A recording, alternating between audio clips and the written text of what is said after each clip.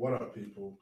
It's your boy Chi from Guna Eagle Eye coming to you again with a brand new video. This time, I'm going to talk to you guys about the player ratings from yesterday's North London derby, Spurs versus Arsenal, where Arsenal were unfortunate, really, to draw 1-1 with Spurs. Now, obviously, for anyone who hasn't seen my review, I did a review with Ola and Lee yesterday. Go check that out. Where we all gave our views. Mostly them, you know what I'm like when I have guests on there. I predominantly let them kind of get on with things and speak about the game.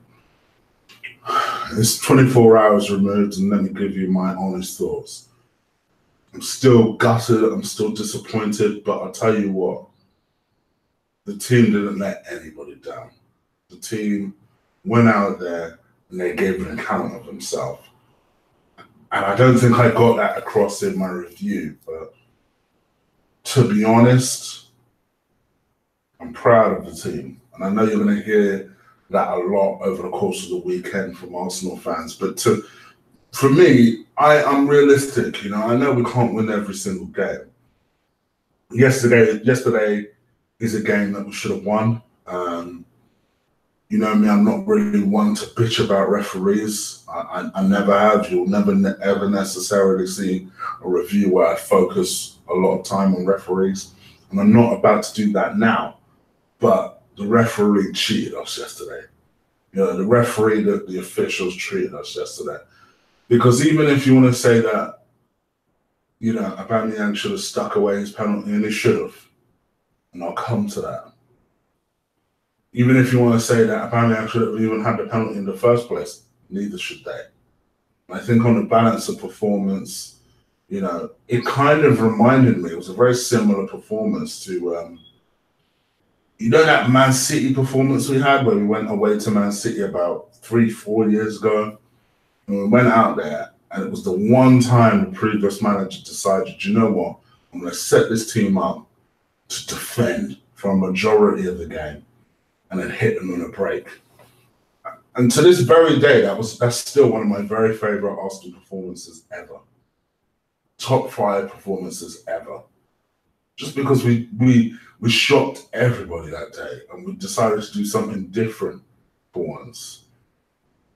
You know, I hear what people are saying. I think people will go into yesterday's game and they'll think, oh, it wasn't a particularly entertaining game. There were a lot of talking points, but it was not like the most entertaining of football because people are still getting used to Emre's approach. Me, I like the fact that I have a football team who I support who is genuinely trying to do something and has an opportunity to do something. This is why I think that the calls for Emre out are just ridiculous. If you were the previous manager's biggest supporter, then all right, the agenda for you is a little bit different. If you're saying Emre out, that is. But if you're saying Emre out, and then you also wanted the previous manager gone, I'm really curious what you expected to have happened this season. What did you expect? And that's why I think, for me, it is going to take time. He is going to ruffle feathers. He isn't going to play your favorite player. He is going to play a player that you're not particularly sure why he keeps getting games week in, week out. But he's trying to do the best with what he has, ultimately. And I think if you told me 3-4 weeks ago we'd go to Wembley and I would say deserve a win against Spurs. I won't go as far to say outplay Spurs, but I would say deserve a win. Go to Spurs ground, match them, really legitimately match them, and deserve a win and be very unlucky and almost cheated out of the fact that we didn't get that win. I would have told you, you must be smoking the real herb, because there ain't no way that was possible. And we went there and we did that. We achieved that. We went out there and we mashed them, you know? And we were unlucky not to win. But I'm proud of the team. I'm proud of the efforts of the team. And I'm speaking for myself. That's what I personally want. If as an Arsenal team, you go out there, you give me every ounce that you can, and other circumstances involved that affect you achieving your goal, what the heck do I have to complain about? You know, and yesterday, don't get me wrong, it was a reactionary review. That's a lot of the times why I leave reviews till the day after. So normally, like with a show like that, I'd have probably done a player ratings first and then done my review after, just to let the whole thing marinate a little bit. It has marinated a little bit now. And yeah, I'm still gutted, but not because of the team. And I don't know if that came across in the review. But for me, the team did what they needed to do. There were certain people that could have done more, and I'll cover that in the player ratings in a second. But I felt like the team as a whole, if I was to give a mark for the team as a whole, it would be an 8. I know I don't normally do that. You won't normally see people doing that. And to be honest, I think I'm going to start doing that. I'm going to give a team mark. And I thought a team mark yesterday would be an 8 out of 10. And what encompasses that team mark is how they work together. Did they fight for each other? What was their general performance like across the entire game? So as a team mark, I'm going to give an 8 out of 10. Nevertheless, that being said, this thing is about individuals sometimes when it comes to player ratings. So let's see who contributed to that 8. Let's go with Bernd Leno. This kid has shut me the fuck up. You've seen me over the last couple of weeks say, I'm not sure he's doing enough to convince me, you know. I'm not sure. But I would say the last 3-4 weeks, my man is producing De Gea-like performances. And make no mistake, that double save is something that only De Gea, I would imagine, could do. That double save was crucial in the match. It was a brilliant effort. Sometimes I think his kicking gets a bit, you know, I think people are so used to checks nonsense that they just automatically assume that Leno's perfect. I do think sometimes his kicking, and I did say this in the last game, and I think it showed in the Spurs game, that sometimes kicking does go a little bit wild. But I ain't gonna lie, that double save alone, I'd be smoking bone not to give him at least an 8. So I'm giving him an 8 out of 10. Right back, Mustafi. I must admit, Mustafi is going to split a lot of opinion. I've heard a lot of people say he played very well yesterday. Take the penalty thing aside. Let's leave it to the side for a second. I thought generally his performances was okay. I don't think he was amazing yesterday. And maybe I need to rewatch that, but I've seen lots of people, like I saw lots of people on Arsenal Fan TV, and I saw Lee even came on yesterday and thought, but he's a big Mustafi. I know he doesn't like to say he is. I know he'll be annoyed me even suggesting he is. But my man's a big Mustafi cheerleader. I don't see it, bruh. I don't see it. Yesterday, okay, he ran up and down. I didn't think there was any major crosses that came in for him, or I don't think he was particularly instrumental to the game. The only part where I do give him credit is that I do think his running allowed Mkhitaryan to do his thing. And I think that was crucial to that, actually. I'll come back to Mkhitaryan in a minute. But for me, I think when you take into account, I thought Mustafi was functional. I didn't think he was as great as people are talking out. And you know what? If it wasn't for the penalty, I would have given him a 6, to be real. How harsh can I be with him? Because the whole incident was offside anyway. But the fact he gave the penalty away, it just lets me know that he's not particularly aware of how to defend. You can't read the game, and that was what that was yesterday. Yes, from the perspective of Harry Kane was offside, he was unlucky. But ultimately, you still gave away damn penalty, bro. 5 out of 10. You know me, I've never been a Mustafi fan. I don't see it. I disagree with Lee when he says he's improved. I think the only thing aspects that you could say that he's improved on is that maybe he's going to ground less. Sure, if that's progress, that's progress. I still think he's as terrible as the day he was when he came in. But yeah, I think 5 out of 10. Socrates, I love everything about this man. Is it weird I have a small, very heterosexual man crush with him? I love him. I love him. I love him. There was a tackle, which you probably heard a lot of people talk about, in the first 5 minutes, where he made this tackle, right? And literally to the Arsenal fans, just like, come on. The way he celebrates tackles, as someone who, in a previous life, was a central defender himself, how can I not admire that? How can I not find that inspiring? I tell you about these Greek man, they can defend. I keep telling you people, and this is what I'm trying to say. This is why I have faith that when Mavropanos was given his chance, to me, eventually, those two would be the defensive partnership going forward. Because I think with Koscielny, as well as Koscielny's playing, and I'll come to Koscielny in a second, I'm still not convinced he's going to be able to carry that on over the course of next season. But man, I love that. I ain't gonna lie, I love that. And again, for me, if Harry Kane hadn't cheated his way to another penalty, we'd be talking about someone else who. We're talking about another game where Harry Kane was in Socrates' pocket. Fabulous display by Socrates, and I'll give him a 9 out of 10. And actually, for me, was my man in the match.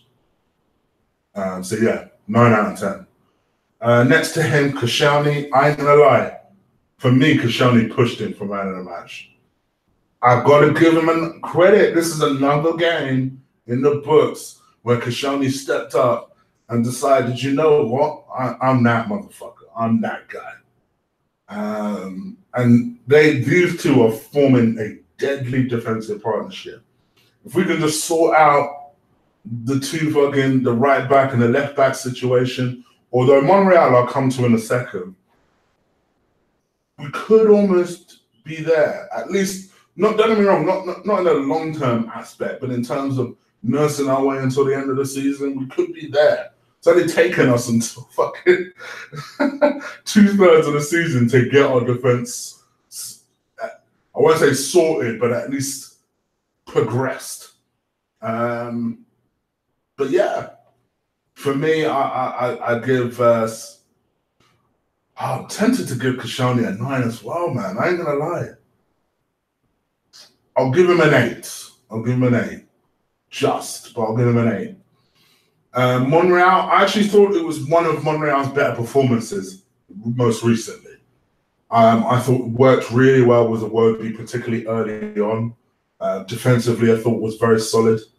Had an interesting battle with Son in the early game. I thought Spurs, to be fair, were working that side pretty well in the first 20 minutes, but then I think either the coach made an adjustment or he made an adjustment. Either way, that shit stopped after the first 20 minutes. And I think also Iwobi tracking back more, because initially, and I did put a tweet out there at the time, and I'll come to Iwobi in a second, I felt like Iwobi needed to watch Trippier's runs better than he was doing. And then something happened, but an adjustment was clearly made between Bellerin and Iwobi, and then that shit stopped after the first 20 minutes. For me, I thought Bellerin was excellent, and I'll give him an 8 out of 10. Matteo Guendouzi. I don't think he was as good as people were making out. But I thought he was all right. He was present. He was there. He was ready to make a difference. He was the person that I think most people were surprised started. I certainly expected to see Lucas in there. I think we looked a lot better when Lucas came on. But I actually thought wasn't completely overawed by the situation. 19 years old. You know what I'm saying? First away North London derby. Not bad. Not bad, kid. 7 out of 10. Granit Xhaka. Now, here's someone where Lee can absolutely say has improved over the course of the season and has been more consistent. The initial first 2-3 months of the season I thought were terrible. But I think it is worth pointing out that Xhaka has been moved about a lot from left back to defence. And it's like, just settle the guy in his best position. It's clear he loves playing with Torreira. But I also didn't think he was that bad when Doozy was on. I thought it was good. I didn't think it was spectacular, but definitely held his own. And so much so, I don't really remember seeing Eriksen doing too much. And if you guys don't know, I rate Eriksen highly. People talk about Harry Kane and Osvaldo being, and the Tongan being Spurs' best players. For me, it's Eriksen. I think Eriksen is easily their best player. And I think if you tend to stop Eriksen, you tend to stop Spurs doing their thing. Because he's the one that sets off Son and sets off Kane. So if you can stop Eriksen, you pretty much stop Spurs. And I think, by and large, Xhaka did that. So I'll give him an 8 out of 10. Let's talk about the attacking three. Mkhitaryan. Now, you'll notice I'm giving applauses to people who I have criticised or not been convinced by over the course of the season, because I want people to see that I acknowledge that I have previously criticised them and now they're showing improvement. Because I know people love pointing out when you've said something about people and now you're saying something different. I am acknowledging that I have been Mkhitaryan's one of his biggest critics. I ain't gonna lie. But the last, like I said, ever since he's come back from injury, I don't know what has happened, whose limitless pills he's found, but he is transformed into the Mkhitaryan from Dortmund. Forget the United one. Dortmund Mkhitaryan showed up. Another really good display. But what actually impressed me more about yesterday wasn't even so much the creativity, even though the creativity was there also, but it was more how hard he was working. He was really tracking back, trying to help Mustafi out a lot yesterday, and really did well. Emre is really getting the best out of him. And I'll be honest, he was on my chopping block back in January. You guys know this. I'm not so sure. Get rid of him, you know. I'm not gonna lie. He's an experienced player, capable player, has a really good understanding with Aubameyang, laid off that ball for Aubameyang's penalty, albeit a soft penalty as it was, and just constantly kept finding Aubameyang when Aubameyang came on. You guys know this. I knew and I felt and I still feel that tactically the right move would have been to start Aubameyang. Because I know a lot of people were going the other way around. My reason for this was, if you noticed, Spurs played a really big top high line. They played the defence really high when Lacazette was on. And that's a lot of the reason why you saw Aaron Ramsey, of all people, running through on goal and scoring the goal that he did.